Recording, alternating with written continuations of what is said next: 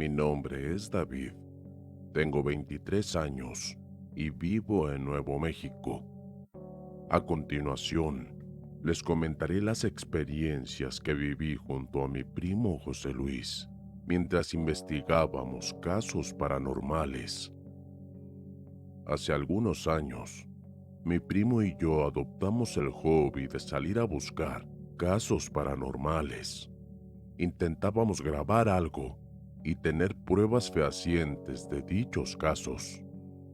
Entramos en hospitales abandonados, parques luego de medianoche, montes, pasear por cementerios en la noche, hasta llegamos a ingresar de manera ilegal a casas abandonadas donde sabíamos que alguien murió dentro. Siempre llevábamos con nosotros una cámara de mano, con la esperanza de poder encontrar algo y tener registro de tal experiencia. Luego, en casa revisábamos las grabaciones, con la fe de haber captado algún evento paranormal. Durante 1 año y medio no tuvimos éxito. Solo logramos captar una sombra en la ventana de una casa supuestamente embrujada, pero no sabíamos hasta dónde era verdaderamente que podría tratarse de algo en concreto o tan solo el efecto de la luz. De todas formas, la aventura era lo que nos daba la adrenalina para seguir con esto. Muchos nos dijeron que estábamos locos, que no medíamos nuestros actos, que un día nos pasaría algo. Ciertamente, eso era lo que nos daba la energía para poder seguir. Esa pasión por lo desconocido, la emoción de ver un fantasma de verdad, que el corazón te lata a mil al presenciar lo desconocido, de poder contarlo con tus amigos frente a una fogata. Todo esto para nosotros era como la búsqueda de un tesoro. Y claro, hasta cierto día no encontrábamos ni el primero, y eso empezaba a desmoralizarnos. Algunos amigos sabían de nuestras andanzas, aunque no publicáramos nada en redes sociales. Nuestro motor era la aventura más que mostrarle algo al mundo. Un día, una chica nos habló de una casa embrujada, de la que según ella, algunas brujas realizaban sus rituales. Nos recomendó ir en busca de algo. Tras hablarlo con mi primo, tomamos nuestra cámara y no lo dudamos ni un momento. Al tener esas referencias de que en el lugar era usado para brujería, nos tomamos el asunto muy en serio y con respeto. Primero efectuamos una visita a las 2 de la tarde, en un 23 de septiembre. Recuerdo claramente esa fecha, porque llevábamos una agenda de todo lo visto. Se trataba de una casona muy antigua, en muy mal estado, con un amplio frente de arbustos crecidos y sin cuidado. No pudimos obtener mucha información sobre sus dueños, ni el motivo del abandono. Los vecinos de la zona conocieron la casa así, ya abandonada. Otros nos advirtieron que no entráramos, pero no nos dijeron por qué. Lógicamente, cuando nos dijeron que no entráramos, el mensaje que nos llegó fue: tenemos que entrar. Nos aventuramos dentro con José Luis. Se podía sentir el olor a humedad y encierro. La mayoría de los vidrios de las ventanas estaban rotos. Los muebles tenían un aspecto deplorable y tal vez pútrido. Había algunas cosas que nos daban a entender que la casa se prendió fuego, pero en otras zonas estaban bien en ese aspecto. Eso fue muy extraño, como si solo se hubiera quemado por sectores. José Luis gritó del susto levantando un pie. Un ratón pasó cerca de él. No pude evitar reírme por su reacción y me pareció gracioso. Mi primo se justificó de que no era miedo, sino que un ratón podía enfermarlo si lo mordía. No le di importancia a su excusa y continuamos. Usamos una linterna para ver mejor en las zonas donde no se filtraba la luz exterior. Nos encontramos con más de un ratón, cucarachas y hormigas más grandes de lo que estábamos acostumbrados a ver, además de algunas aves. Con la cámara captábamos todo lo que veíamos, para luego cotejar el material en casa. En un momento, encontramos indicios de un trabajo de brujería. Había 2 botellas de tequila, cajas de cigarrillos, maíz suelto y hasta una caja de bombones de marca que eran muy costosos. Intenté tomar los bombones, pero José Luis me golpeó la mano y me recortó los ratones, porque si pasaron por ahí pudieron dejar alguna enfermedad. Algo que no tenía coherencia es que los ratones comen todo lo que ven, incluso se devoran el papel si es necesario. Pero todos los artículos estaban intactos, ni los ratones, ni las cucarachas, ni las aves lo habían tocado. Entendimos con mi primo que eso era una señal de algo. En la noche, revisamos las grabaciones sin mucha novedad. No encontramos nada paranormal. Entonces decidimos ir al día siguiente a investigar, porque nos parecía curioso que aquello estuviera intacto. Sospechamos que llegamos justo horas después de un ritual, y los animales no tuvieron tiempo de comerse aquello. Para nuestra sorpresa, luego de un día todo estaba intacto. Filmamos nuevamente todo para tener registro de cómo la comida estaba sin tocarse. Ni siquiera el maíz suelto tenía una sola mordida.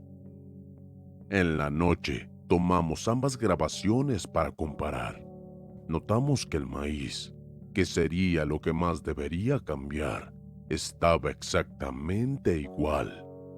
Ni siquiera aquel alimento fresco había sido consumido, ni se había movido, a tal punto de que la diferencia entre un video y otro eran solo la fecha. Sentimos que era una pista, por más tonto que suene. Ni los animales que son intuitivos se acercaron a aquello. Seguimos revisando las grabaciones. José Luis se dio cuenta de algo particular. En el segundo video, durante el movimiento de la cámara había un bulto fuera de una ventana. Buscamos el fotograma exacto. Lastimosamente, el movimiento de la cámara no ayudaba con una buena resolución, pero tras examinar con detenimiento en cámara lenta, pudimos detectar algo que parecía ser una cabeza que se escondía en el borde inferior. No sabíamos si era un fantasma. Lo cierto es que alguien estuvo ahí.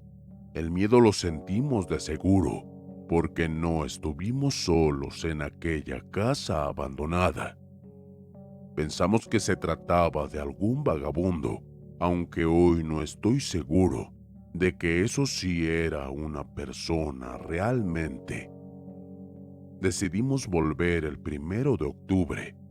En este caso lo hicimos ya cerca de las 17 horas. No encontramos nada, ni siquiera estaban las cosas del primer ritual. Alguien se las tuvo que haber llevado, pero encontramos otro trabajo de brujería en un piso de arriba, mucho más grande, con botellas de tequila y de whisky, miel, bombones, cigarrillos y habanos, entre otras cosas. Ese trabajo al menos ocupaba 3 veces más del espacio del primero. Al igual que el primer caso, todo estaba intacto. Quedamos en que vigilaríamos ese trabajo, así que compramos algunas cosas para comer y nos escondimos entre unos arbustos en sigilo. Queríamos esperar a que alguien entrara. Queríamos ver a una persona entrando a hacer brujería, o al menos a alguien que se llevara las cosas de los trabajos. Llegó el anochecer. Estábamos realmente emocionados. Estábamos en la casa en un punto donde observábamos la puerta de la entrada y un gran tramo del costado. Eran las 22 horas y no tuvimos novedades y nos comenzamos a aburrir, hasta que pasó algo. Las luces en el interior se encendieron.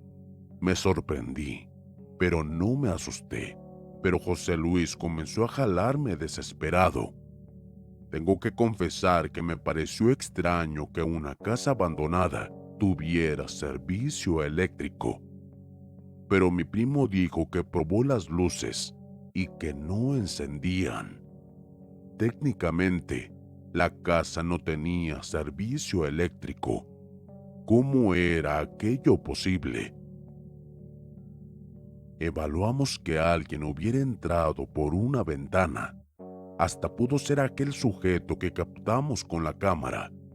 Pero la verdad, que sería tonto hacer eso, a menos que supieran que nosotros estábamos allí.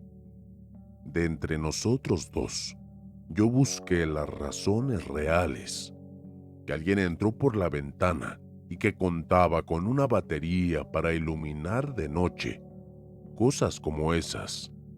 José Luis, todo lo contrario, que la casa estaba embrujada, que tenía vida, que era un santuario y que nos seguía un muerto. Intenté conservar la calma, pero algunas cosas que decía José Luis en su estado de pánico me dejaron pensativo. Nos quedamos hasta la medianoche y puntualmente a las 12 de la mañana las luces se apagaron. Nosotros seguíamos con la cámara registrando todo, aunque José Luis quería irse porque ya no se sentía cómodo. Era tarde, así que tratando de no llamar la atención, nos retiramos. Horas más tarde, nos encontramos en mi hogar analizando las grabaciones, revisando todo en cámara rápida, sin encontrar nada. También revisamos el momento en que se encendieron las luces. Esos segmentos los comprobamos una y otra vez, en cámara lenta. No teníamos nada que nos diera información. Fue entonces que dije que necesitábamos respuestas. Busqué entre mis cosas una cámara inalámbrica mientras José Luis no paraba de cuestionarme qué tenía en mente. Luego de probarla y verificar su buen funcionamiento, le expliqué a José Luis mi idea de grabar en su interior. Mi primo se veía asustado, pero su curiosidad le ganó. No nos ayudaría con el sonido, ya que esa cámara solo captaba video. Aún así, para nosotros era más que suficiente. Esperamos algunos días para no asistir muy seguido y llamar la atención. El día 8 de octubre entramos en la casa abandonada. Buscamos un lugar donde instalar la cámara que pudiera apreciar las zonas donde se encontraron los indicios de brujería. Encontré una zona a un lado de una ventana, donde una cortina vieja lo podría cubrir. La instalé detrás y realicé un leve corte a la cortina para facilitar la visión. José Luis se dedicó a inspeccionar la casa, probando todas las luces, y él me llamó alterado. Recorrimos la casa sin encontrar corriente eléctrica. No solo eso, Tampoco había focos en la mayoría de las habitaciones. Yo me sentía realmente emocionado. Estábamos dando finalmente con algo. No era el caso de José Luis. Cada vez se veía más perturbado. Decidimos regresar a la planta baja. José Luis estaba detrás de mí. De pronto, oigo sus gritos y el sonido de su cuerpo tumbarse. Al girarme, pensé que se había tropezado, pero movía su pie desesperado. Lo ayudé a levantarse y salió corriendo. No tuve más opción que seguirlo a su ritmo. José Luis no reaccionaba, estaba en pánico. Me dijo que una mano lo apretó con fuerza del tobillo y que comenzó a jalarlo hasta que lo ayudé. Le pregunté si vio la mano. Dijo que no, pero sintió el tacto claramente. Lo describió como una mano caliente, grande y fuerte. Me llevé un gran asombro cuando levantó el pantalón y en su tobillo tenía la marca del agarre de una mano. Su piel estaba colorada, como en una especie de reacción alérgica, aunque José Luis aseguró que era producto del calor. Cuestioné a José Luis si se trataba de una broma. Ya me había jugado alguna en el pasado, pero me juró por su madre que esta era cierta. Toqué el tobillo de mi primo y efectivamente estaba con temperatura. Estaba muy caliente. Esa noche decidí volver a investigar, aunque tuve que ir solo, ya que José Luis excusó que supuestamente tenía cosas que hacer. Me quedé en los arbustos de nuevo, esperando actividad desde las 21 a las 22 horas. La casa se iluminó como si estuviera habitada. El corazón se me aceleraba a 1000. Estaba a nada de poder ver algo en concreto, de poder filmarlo y tener la evidencia en mis manos. Lamentaba que mi primo no estuviera allí conmigo para compartir ese momento, pero no podía enojarme con él. Yo era consciente de lo que estaba haciendo.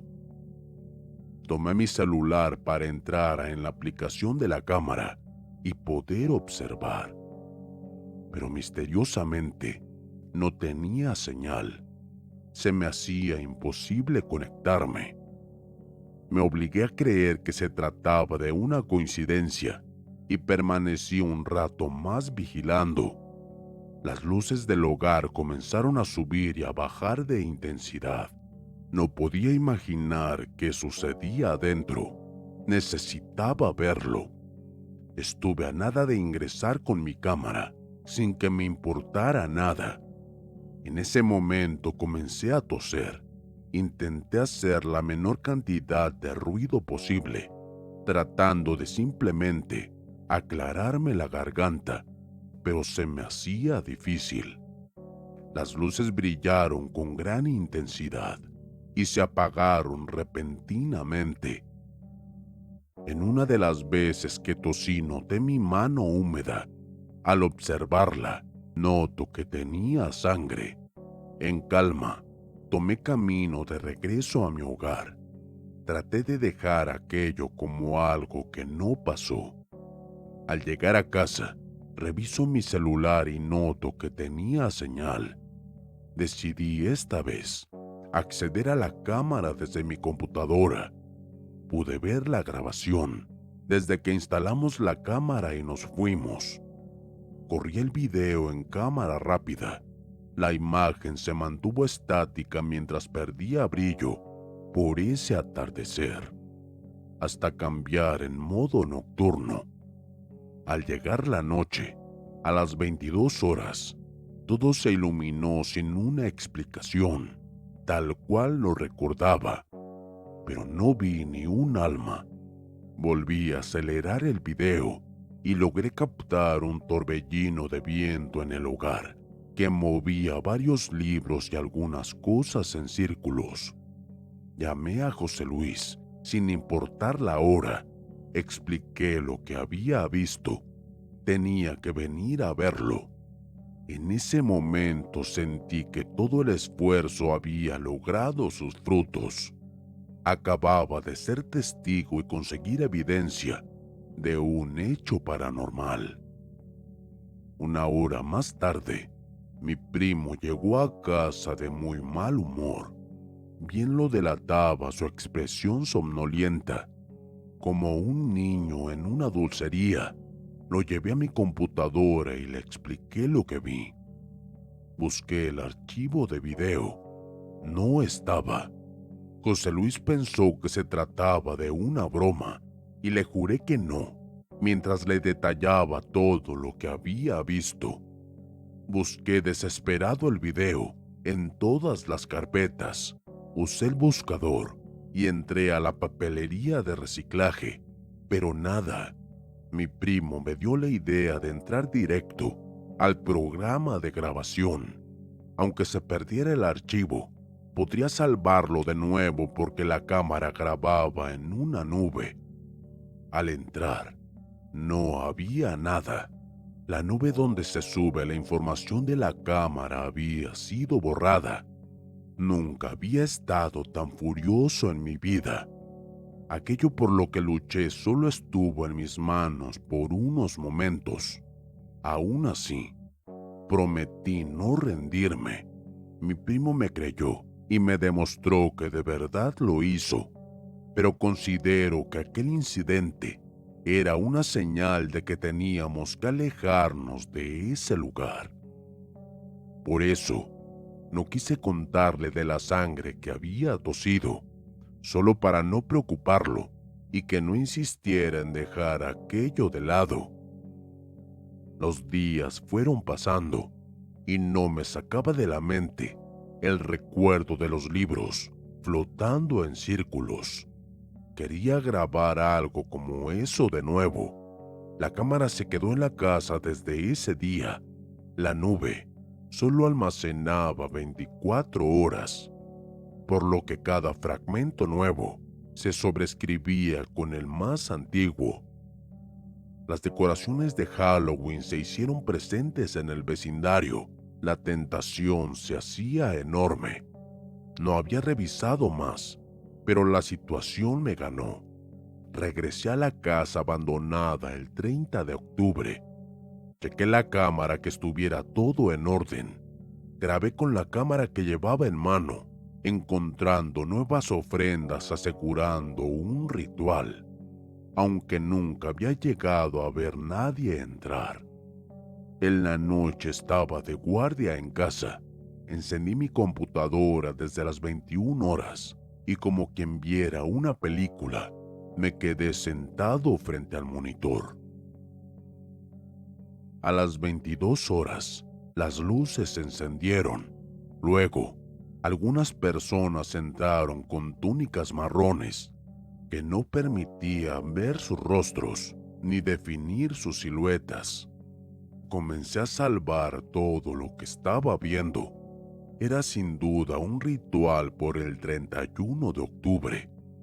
5 personas en total se colocaron en círculo. No podía tener mejor ángulo para grabar. Era perfecto. Sospechosamente y convenientemente, los 5 cuadraban perfecto en el marco visual, al punto de sospechar que se trataba de alguna broma. Una de las personas comenzó a dibujar una estrella de 5 picos. Las demás colocaron velas en puntos estratégicos. Estaba a punto de llamar a José Luis, pero como la última vez me pasó aquel incidente, decidí no hacerlo. No despegué mis ojos del monitor mientras presenciaba ese ritual. Las 5 personas, cada una posicionada en los extremos de esa estrella, alzaron los brazos hacia adelante. Un sexto integrante se presentó sosteniendo un gato que parecía ser color negro. A raíz de la cámara nocturna, solo podía diferenciar que era oscuro. El gato parecía sedado. Lo dejaron en el centro de la estrella y quien lo trajo mostró una daga. De pronto, aquel sujeto se detuvo. Su rostro se volteó hacia la cámara.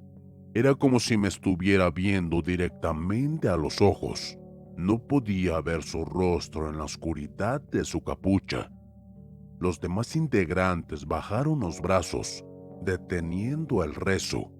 O sea, lo que sea que estuvieran haciendo, la cámara comenzó a temblar, haciendo imposible distinguir imagen alguna. En un instante se detuvo con la imagen del rostro de una mujer pálida, con ojos completamente blancos. Caí de mi silla del miedo. Era como si ella estuviera a punto de salir del monitor. Luego, las bocinas comenzaron a emitir sonidos de cánticos. Aquello no tenía sentido, ya que la cámara no tenía sonido. La mujer hablaba en una extraña lengua indescifrable. Creo que me estaba maldiciendo. Decidí desenchufar la computadora, pero a pesar de hacerlo todo seguía encendido. El monitor, las bocinas, la computadora, hasta la impresora que comenzó a imprimir hojas en blanco. La mujer gritó dañando mis oídos y el monitor comenzó a liberar humo y se generaron chispas. Al tocarlo estaba hirviendo. Al otro día, con más calma, revisé todo mi equipo. Todo estaba destruido. El monitor, las bocinas, la impresora y la computadora estaban derretidos por dentro. No había piezas recuperables. Y así, al fin fui testigo de una experiencia paranormal. Pero no tenía registro alguno. Aquel día cerré una etapa en mi vida y perdí deseo alguno de seguir con mi hobby. Con mi primo nos prometimos nunca más volver a esos pasos por nuestra propia seguridad.